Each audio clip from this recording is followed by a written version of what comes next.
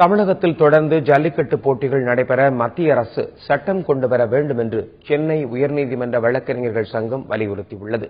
சென்னையில் உயர்நீதிமன்ற வழக்கறிஞர்கள் சங்கம் சார்பில் 10ஆம் ஆண்டு பொங்கல் விழா நடைபெற்றது. அதில் உயர்நீதிமன்ற தலைமை நீதிபதி சஞ்சய் கிஷன் கவுல், நீதிபதிகள் நாகமுத்து, சுந்தரேஷ், விமலா மற்றும் வழக்கறிஞர்கள் உள்ளிட்டோர் கலந்து கொண்டனர். விழாவை தொடங்கி வைத்த தலைமை நீதிபதி உள்ளிட்டோருக்கு நினைவு பரிசுகள் வழங்கப்பட்டன. பல்வேறு கலை நிகழ்ச்சிகளும் நடைபெற்றன.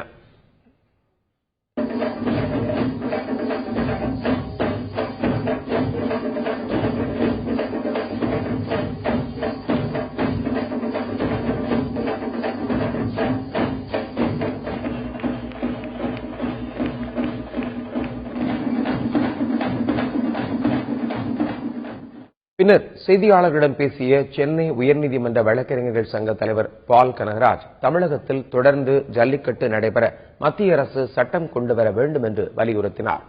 அந்த அரசாணை சட்டப்படி செல்லத்தக்கதா என்று பார்த்தால், இப்பொழுது அந்த அரசாணை வைத்து இந்த விளையாட்டை நடத்திவிடலாம்.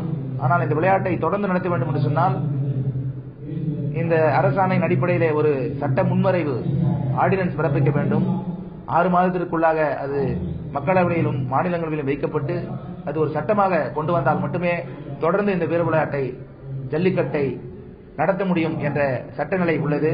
ஆகவே மத்திய அரசு இதை ஒரு சட்டமாக கொண்டு வர வேண்டும்.